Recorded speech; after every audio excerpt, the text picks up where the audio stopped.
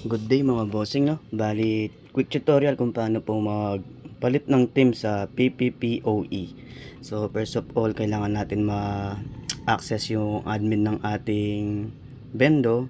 So, lipat tayo sa aking main bendo, which is main bendo 2G. Yan. Para ma-access natin yung admin. Pwede naman din natin ma-access yung admin natin using ZeroTire. Mamaya papakita po kung paano, no?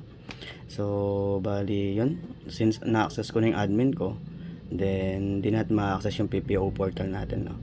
So, balik tayo sa admin. Sa admin, kailangan lang natin mag-upload ng file. Kung mag-a-avail kayo ng team ko, isasend ko naman po yung link ng file and kasama na rin yung inyong PPPoE team ID. So add lang tayo, then upload photos and videos. Again po, kailangan po natin ng CX File Explorer. Kung Android user po kayo, CX File Explorer ang need nyo. Kasi kung hindi po kayo mag-download nito, ganito po ang mangyayari dyan. So punta ako sa may download files ko, then yung SSG PPPoE.html is hindi po siya clickable, naka-disable siya. So kailangan natin ng third party na app.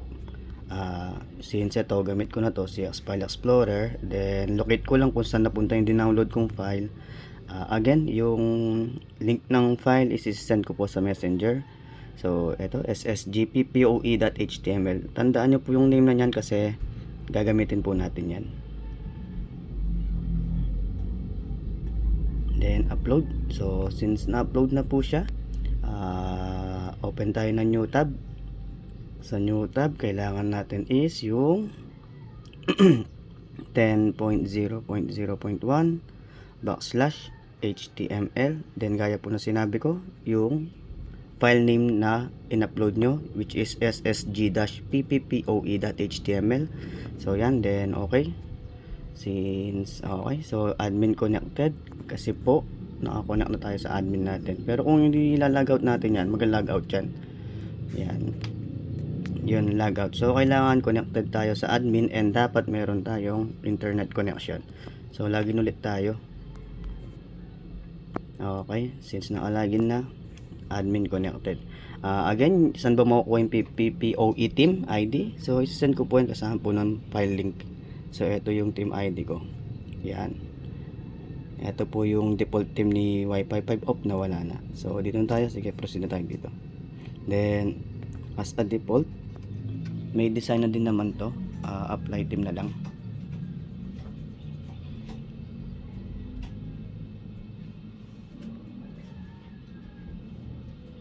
Then need natin i-reboot yung system since natapos na mag-apply yung team. So need reboot ko lang.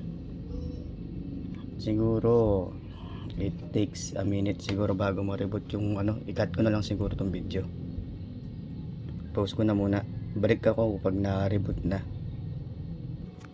So ayun, feeling ko tapos na mag-reboot. Refresh tayo. Saan ba ako connected? Nawala ako sa pagko-connect sa admin. So connect lang ulit ako sa aking main bendo na lang. Yan, main bendo. Refresh. So yun, naka-reboot na. Admin. Since naka-apply na natin yung team, then na-reboot na natin, connect tayo sa PPPoE natin. Okay, PPPoE. So yun, connected. Pag connected tayo sa PPPoE natin, hindi natin ma-access yung admin. So check natin yung portal. So ayun, ganun po kasimple yung pag-apply ng team sa PPPoE.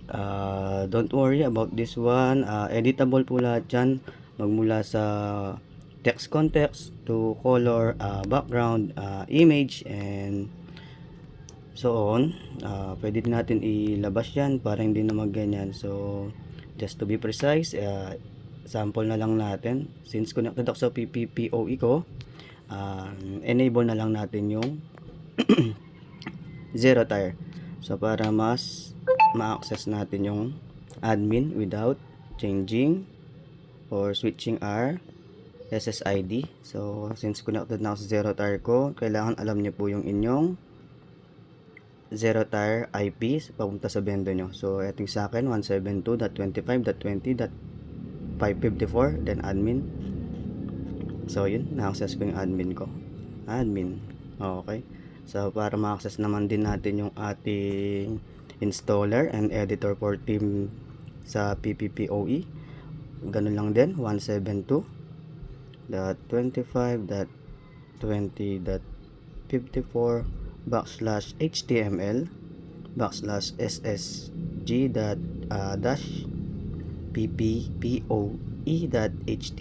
then enter. So yun, same lang din po, nag-iba lang is yung IP address. Instead of 10.0.0.1, gamitin nyo po is yung IP address sa inyong Zerotar. So again, lagay nyo lang po yung inyong PPPoE team ID, then customize na natin siya. Yung natin yung brand name.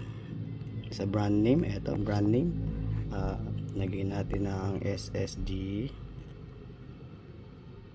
Gaming Hub. Depende po ito kung anong gusto nyo ilagay. Then peso wifi and computer shop na lang. Pwede nyo rin palitan kung anong kulay or meron bang text animation or palitan ng kulay, kayo nang bahala dyan. Then okay, then sa logo naman add tayo ng logo. Okay, then upload tayo ng logo. May logo dito, ayan, logo, then done. Then gusto ko 150 lang yung height nya, ayoko na masyadong malaki. Then apply muna natin yon since dalawa na yung napalitan natin. Okay, then refresh natin yung PPPoE natin. Ayun, napalitan na siya, SSG Gaming Hub, so wifi, and then nagka-logo na siya. Then for payment, kung gusto nyo maglagay ng Wi-Fi 5 online payment, which is yung built-in ni Wi-Fi 5, pwede naman. So apply natin to. Then refresh na lang ulit natin para ma-check natin kung nag-take effect. Ayun, so yun. So since wala naman akong license nito, hindi naman activated yung sa akin, kaya disable na lang natin ulit. Then sa background animation, pwede naman natin palitan yan sa background. Kung gusto nyo palitan yan, yan yung background. Or kung gusto nyo maglagay ng background sa mismong portal, palitan yung shape ng portal, so palitan natin. Then add tayo ng background, si Gojo na lang, Gojo Satoru. Then sa model naman, which is mamaya papakita natin sino yan. And sa animation, kung gusto nyo palitan yung animation, then apply na lang din natin.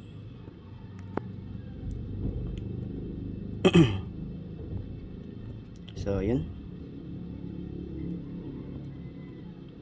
Then about naman sa, tingnan natin yung background, parang ayoko na may background, or dito na lang siya palitan. Yan, dito na lang. Then sa button naman, yan, editable din yung button, per color, kung gusto nyo iba ng kulay, border.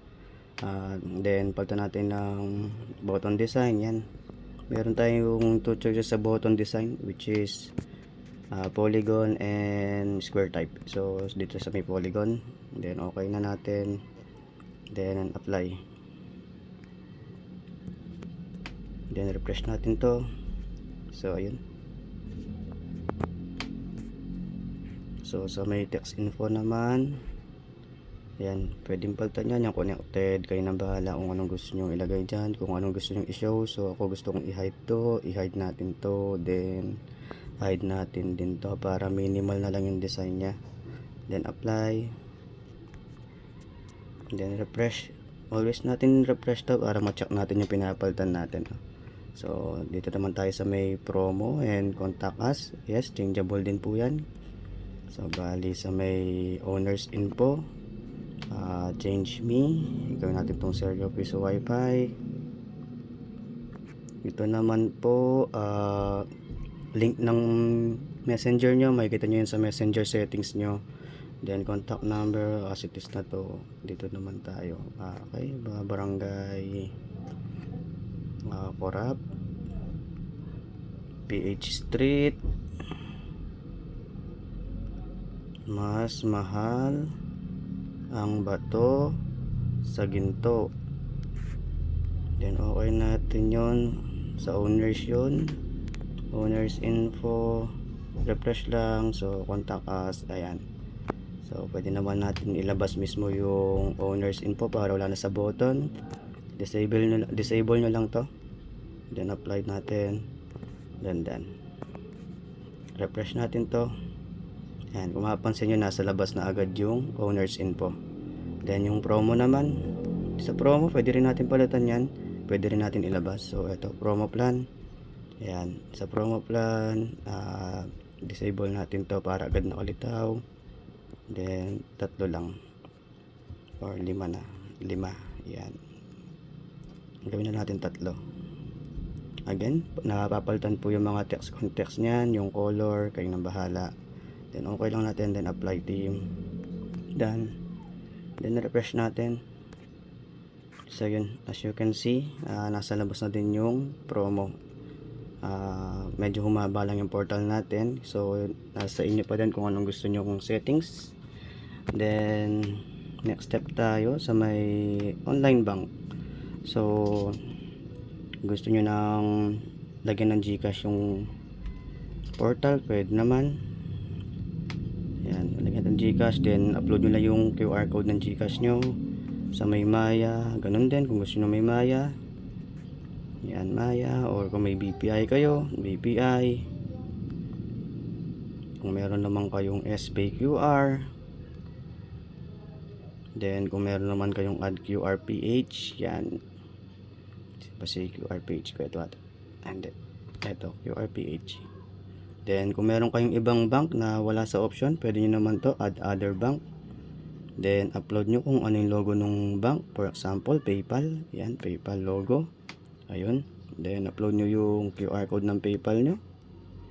Then okay. Then apply theme. Done. Then check natin kung may nabago ba. So ayun, meron siya mode of payment dito. Then GCash. Mode of payment, Maya. Mode of payment. So ayan. So gusto niyo naman agad nakalitaw din yan, pwede naman din. So punta lang tayo sa online bank, then enable nyo to. Move online bank button to main container, then okay. Then apply. Done. After done, refresh lang natin. Then ayun na siya. Okay, then last is yung add footer HTML or CSS code. Dito pwede nyo pwede kayong maglagay ng extra button, extra link, or extra style. So as you can see, naglagay tayo ng market dito. Yan, announcement. Pwede naman tayo maglagay ng button dito kung gusto nyo. Add tayo ng button. For spacing, add lang kayo ng BR. Then button, ito kailangan meron kayong knowledge at least sa basic HTML and CSS. Class natin para mas maayos, class BTN